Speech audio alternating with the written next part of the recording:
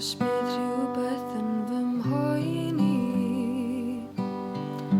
hir un sy'n dod i'n meddwl i. Does na'm byd yn medru stopio hi O ddod i fy ochor i. Hi yw fy angel i. Os aeth y cyfan yn ormod i mi, so hi'n aros mae'n dod yn syth.